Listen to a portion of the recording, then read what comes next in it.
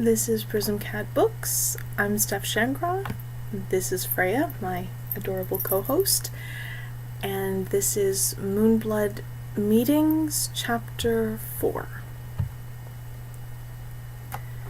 At sunrise, the gates of Dunnval, barred overnight, creaked open. "Are they here?" someone inside whispered audibly. "We're right here," Tyrel said, standing up and stretching.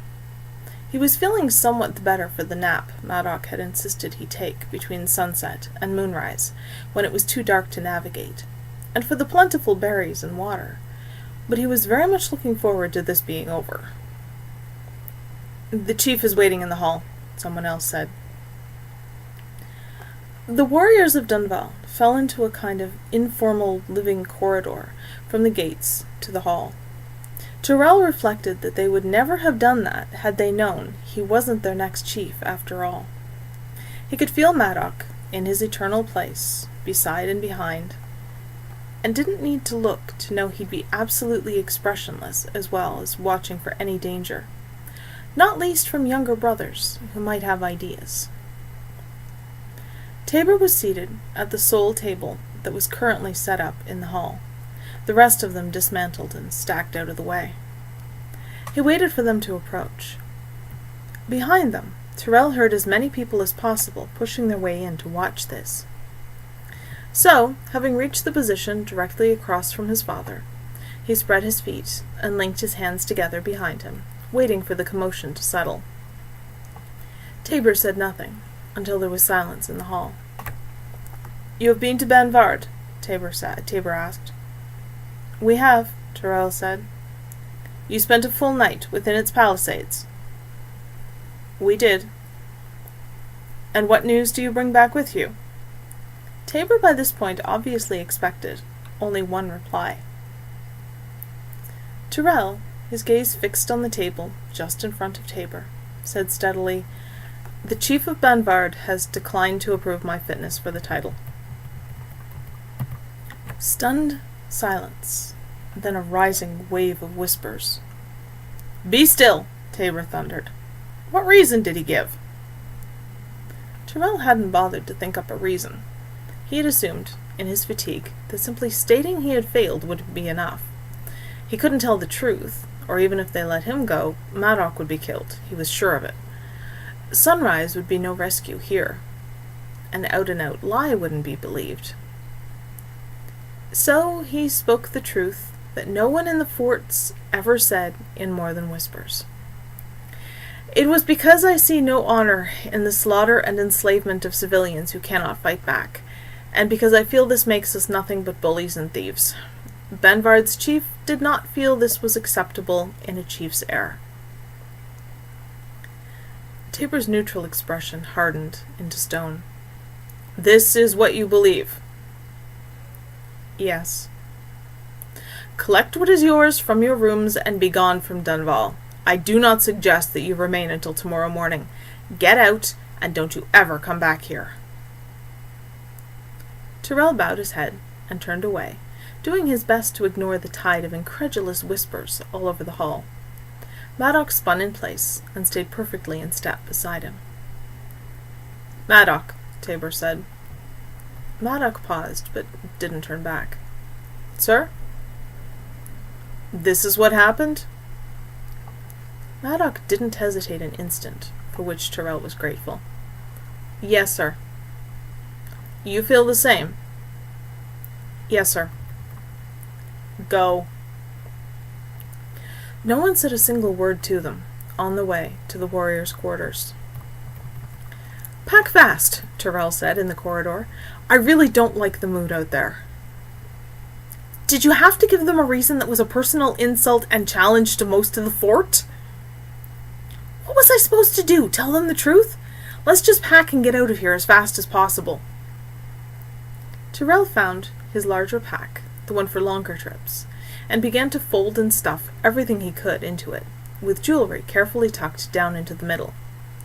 With the jewelry he added a few keepsakes from Madoc's mother who had raised them, little forester things, luck charms, toys, clothes, assorted knives and the like, toiletries. The door opened behind him, and he whipped around, a push-knife in one hand. He relaxed when he saw striped hair and thrall chains.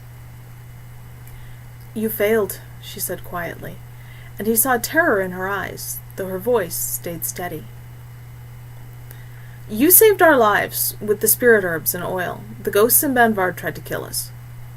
Tyrel shoved his personal first aid kit into the pack, then stopped to look at her again, one hand still on the pack. "You're coming with us." "They'll never let me pass the gates." "I was told to collect what's mine from my room. You're my thrall, you're in my room, I'm bringing you." She smiled then, shakily. "Do you think that'll work?" "After what Madoc and I have been through the last couple of days, I can believe anything can work. Can you scrounge up some food we can take? I don't think they're going to bother searching our bags, and frankly, I'm starving. We won't leave without you." She nodded and darted away. Basic gear for cooking on the road. Hatchet slipped into a loop on the outside. He rolled his cloak up with a couple of blankets from the bed, which made a bulky but manageable mass, and strapped it in place. He stepped across the corridor to see how Madoc was doing. "Almost ready?" he asked. Madoc nodded, jerking the straps around his cloak and blankets tight. "You?" "Done. Just waiting on Kaveri." Madoc blinked. "Say again?" "We have to try to get her out of here. She saved our lives. We'd be dead in Banvard without her, and she took a risk to do it. You know what'll happen to her if she stays here without us to protect her." A pause, and Madoc heaved a sigh. "Yeah, you're right, but I hope she gets back here fast. The quicker we get through the gates, the better the chance we have of getting away before someone goes for your blood." She returned before they had a chance to get excessively nervous, with 2 rough woven sacks, and her striped hair dulled with something dark. She looked over her shoulder before slipping into Tyrel's room. "Thralls are looking for places to hide," she said. "They're all picking up on the mood, and hoping no one takes it out on them." "Then let's get moving and get out of sight. The sooner we're gone, the sooner things can get back to normal." He took one sack and knotted it to the outside of his pack, while she took the other across the corridor. Tyrel shouldered his pack and groaned to himself.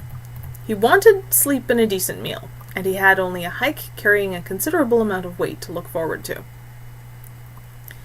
"They'll be expecting us to walk out the front gate," Tyrel said. "Go out the postern instead. We'll draw less attention." They tried to attract as little notice as possible on the way to the small back gate. Kaveri went ahead when necessary to make sure no one was around. Inevitably, they were challenged at the postern gate, a much smaller gate with a solid wall just inside that could prevent an enemy from firing or charging straight in. "We're leaving," Tyrel said. "We have only what we're entitled to." "A thrall," one said scornfully. "Hardly personal gear." "She belongs to me," he said flatly. "I caught her. She's mine." The 2 sentries looked her over measuringly. Kaveri kept her eyes down, her shoulders hunched forward just a little. All in all, she managed not only to look utterly cowed and submissive, but less attractive as well. With her hair dulled, less of a reminder that she was a forester and therefore a rare prize, they probably did have better odds that the sentries would let them by. Madoc held up 4 gold bracelets, interlinked like a chain, and dangled it in the air. "You can take these, let us leave, and lock the gate behind us. Or we can all have a big fight right here, and you know Tyrel and I are guaranteed to kill at least one of you before anyone else shows up to help. Possibly both. All over whether Tyrel takes his pet with him. Worth it?" They visibly weighed the 2 choices, exchanged glances. Then one reached for the bracelets, while the other unbarred the gate. "Between us," the latter murmured as Tyrel passed, "I agree. We have turned into thieves and bullies. Get as far from here as you can, as fast as you can. A lot of people are making really ugly sounds." "Thanks." The only reply was the gate slamming shut, and the dead thump of the bar being dropped into place. Shortest way out of sight, Tyrel said. Direction doesn't really matter right now. The hills will put us out of sight soonest to the northwest, Madoc said. We need to go to ground somewhere as soon as we can for some sleep and food. We can swing west from there and get into the fringes of the forest. That'll give us some cover while we move. Along the fringes of hundreds of miles of ancient, unmapped, roadless woods, Tyrel sighed to himself. He'd been in the fringes before, and even being that close to the true forest made him distinctly uneasy. All that wilderness, and the only people in it were the foresters, who simply made themselves a part of it, and it didn't feel to him like it would be very welcoming to anyone else. Madoc was right, though. It was unarguably their best chance to vanish quickly.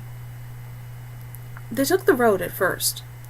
The fort having been built to guard against ambush, it was going to be some time before they could get out of sight. The brothers felt no particular need to talk, and Kaveri stayed in stride without a word and without any apparent effort. They left the road and climbed a hill dotted with a few large, spreading trees. In the thickly grassed valley on the far side, Kaveri finally broke the silence. "Please," she said softly, "I don't know what happened, or why Madoc looks well and you don't, and I won't ask, but I can help. Let me take your pack, Tyrel." "We could at least do some redistribution," Madoc said, before Tyrel could object. He halted and shrugged off his pack. "We're out of direct line of sight. We can take a short break. Come here and drop it. I'll repack, you eat." "Damn it, Madoc, I am not an invalid."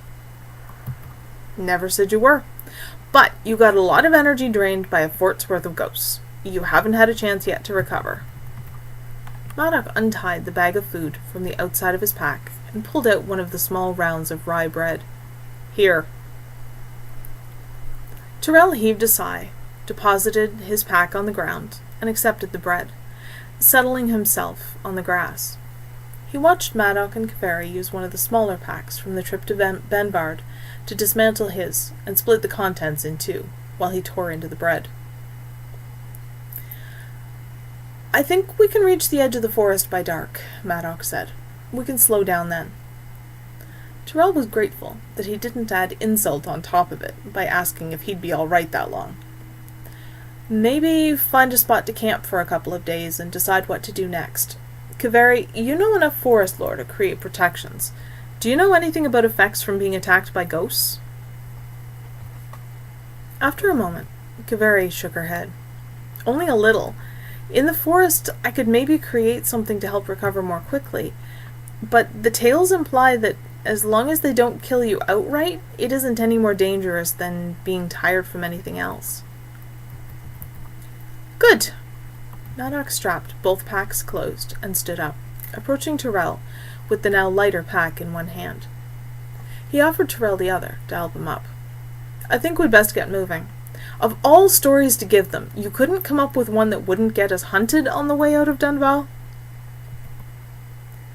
Tyrel shouldered his pack in resignation. "Truth would have let me walk out, but gotten you killed. Would that be better? I doubt he would have believed me if I said we spent the night there and saw absolutely nothing. I couldn't say that it was a success, because I'm very sure there's something in place to keep people from claiming that when it isn't true. What should I have said?" "Never mind, I'm just griping.